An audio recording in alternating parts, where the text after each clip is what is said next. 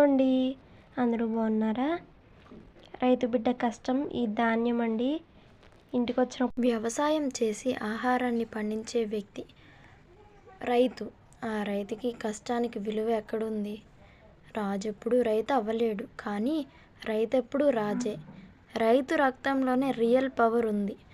మీరేమంటారు? కామెంట్ చేయండి.